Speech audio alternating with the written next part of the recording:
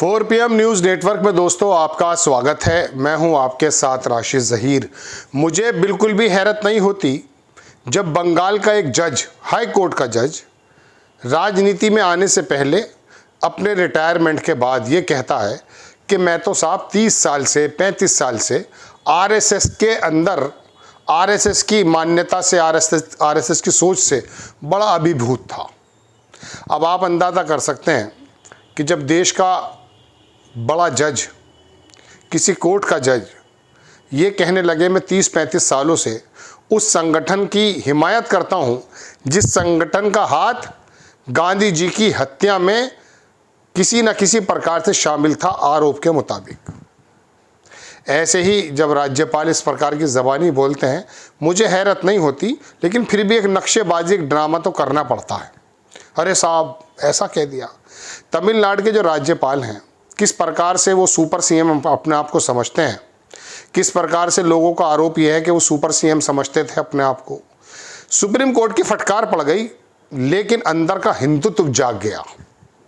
कोई बुराई की बात नहीं है, जय श्री राम के नारे लगाना अच्छी बात है, लेकिन राज्यपाल जैसे संवैधानिक पद पर रह करके किसी प्रोग्राम की शुरुआत या आखिर आप इस प्रकार से करने लगे कि लगने लगे कि ये किसी प्रदेश का राज्यपाल ना होकर किसी मंदिर का महंत है, तब दिक्कत पैदा होती है।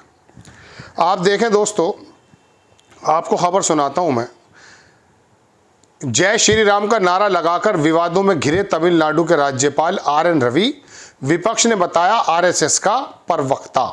अब अगर राज्यपाल को, किसी यूनिवर्सिटी के VC को, किसी ऐसे संवैधानिक पद पर बैठे हुए व्यक्ति को आरएसएस का प्रवक्ता बताने लगे, गोया कि ये लोग एक गाली समझते हैं। ऐसा समझ सकते हैं। इंजीनियरिंग कॉलेज के कार्यक्रम में राज्यपाल ने कहा, आज के दिन हम उस महापुरुष को श्रद्धांजलि दें जो श्री राम के महान भक्त थे। मैं कहूँगा जय श्री राम, आप भी कहिए जय श्री राम। छात्रों द्वारा इस नारे को दोहराते हुए वीडियो में देखा जा सकता है। जब फ़लस्तीन के नारे लगाने पर जेलों में डालने का, मुकदमे करने का काम है, तब यहाँ पर यह आलम है कि एक राज्यपाल छात्रों को किस प्रकार की क्या क्या बातें कहने के लिए उद्घोष कर रहा है।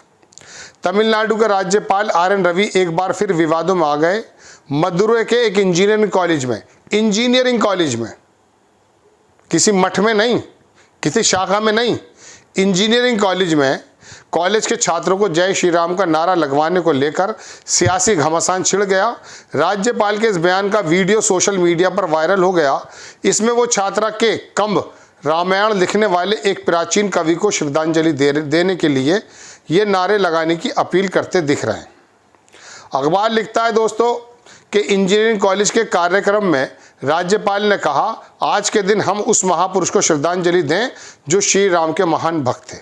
मैं कहूँगा जय श्री राम, आप भी कहिए जय श्री राम। छात्रों द्वारा इस नारे को दोहराते हुए वीडियो में देखा जा सकता है। DMK और कांग्रेस ने हमला करते हुए क्या कहा? DMK ने तीखी प्रतिक्रिया दी। पार्टी प्रवक्ता जो धरणीधरन है, तमिलनाडु या साउथ से बड़े हिंदू नहीं हो सकते आप। उन लोगों की वेशभूषा, उनके शक्ल सूरत, वो इतने ज़्यादा धार्मिक क्रियाकलापों में तल्लीन रहते हैं कि आप उनसे बड़े हिंदू नहीं बन सकते। आप नफरतों के साथ हिंदुत्व का इस्तेमाल करते हैं। वो भगवान को, ईश्वर को मनाने के लिए हिंदुइज्म का इस्तेमाल करते हैं। धरणीधरन ने कहा कि ये देश के धर्मनिरपेक्ष मूल्यों के खिलाफ है। राज्यपाल बार बार संविधान का उल्लंघन क्यों करना चाहते हैं? उन्होंने अब तक इस्तीफा क्यों नहीं दिया? वो आरएसएस के प्रवक्ता बन चुके हैं। सुप्रीम कोर्ट ने हाल ही में उन्हें उनकी जगह दिखा दी है, जो मैंने अभी आपसे कहा। कांग्रेस के विधायक आसन मौलाना ने भी, ये मौलाना साहब क्यों बोल गए? अगर ये मुस्लिम हैं, इनको चुप रहना चाहिए। राज्यपाल की आलोचना करते हुए कहा कि वह देश के उच्च पदों में से एक पर आसीन है, लेकिन ऐसे बोल रहे हैं जैसे कोई धार्मिक प्रचारक हो। भारत विविधताओं वाला देश है। धर्म, भाषा और संस्कृति में जय श्री राम के नारे लगाकर राज्यपाल असमानता और धार्मिक विचारधारा को बढ़ावा दे रहे हैं। ANI से बात करते हुए राज्यपाल कहा उन्होंने कि राज्यपाल RSS और BJP के प्रचारक बन चुके हैं। ये संवैधानिक पद की गरिमा के खिलाफ है। सुप्रीम कोर्ट की फटकार के बाद आया बयान। पहले सुप्रीम कोर्ट ने तमिलनाडु द्वारा पारित 10 विधेयकों को रोके जाने, वो तो आपको मालूम है पूरी की पूरी बात। ये छोटा सा वीडियो अगर मिल जाता है तो आप देखिए कि किस प्रकार से इन्होंने नारेबाजी की है। Take it as a movement, not only on this Palguni Astam, it has to be done the year affair, in one form or another.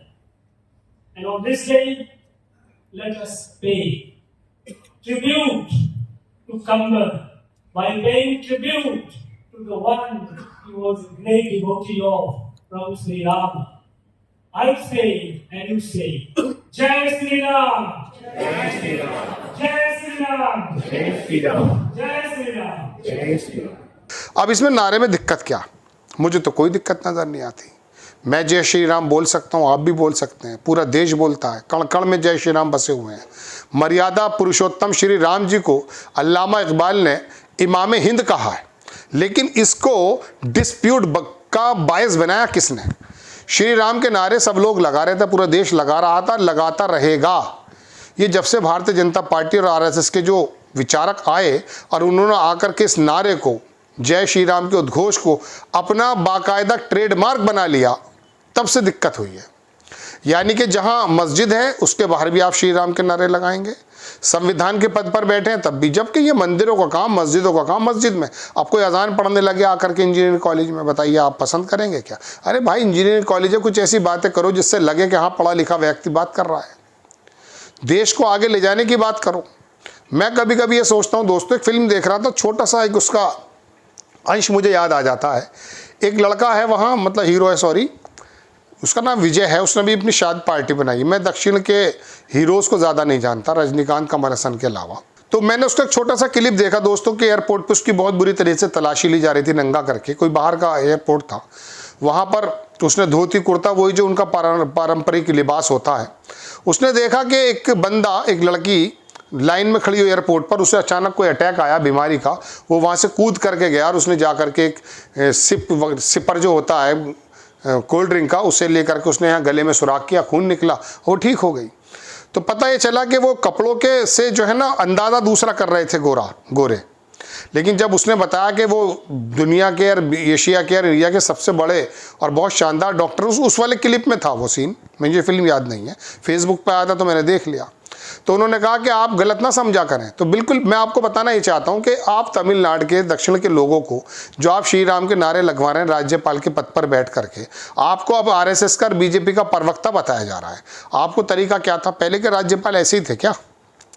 राज्यपाल पहले के अगर कोई नमाज भी पढ़ देता तो दिक्कत नहीं होती, कोई अजान दे देता दिक्कत नहीं होती, कोई नारे लगा देता दिक्कत नहीं होती।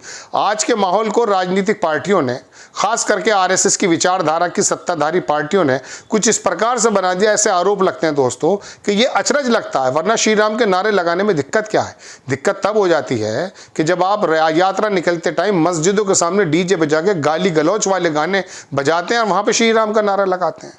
वो हैदराबाद की जो लड़की लड़ रही थी, लेडी असदुद्दीन ओवैसी के साथ, उसने प्रतीकात्मक ही तो लगा चलाया था। ज़रूरत क्या है? आप क्या करना चाहते हैं? आपने हिंदी पट्टी को, जो गोबर पट्टी लोग कहने लगे हैं, वो साउथ का सांसद कह रहा था पिछली बार, आपने जो गोबर पट्टी और गोबर पशु बना के रख दिया यहाँ के लोगों को, ये वजह यही है कि आपको हर जगह मंदिर और मस्जिद नज़र आने लगा है। अरे पढ़े लिखे हो, कुछ थोड़ी सी बातें कर लो। अमेरिका का ट्रंप किस प्रकार के टैरिफ लगा रहा है, इसके बारे में बातें कर लो। तहव्वुर राणा और ये जो तीन चीज़ें आपको मिली हुई हैं। आपको खबर कैसी लगी अपनी राय कमेंट्स बॉक्स में ज़रूर दीजिए। चैनल को सब्सक्राइब कीजिए, शेयर कीजिए। नेक्स्ट टाइम मैं किसी खबर के साथ हाजिर होता हूँ। जय हिंद।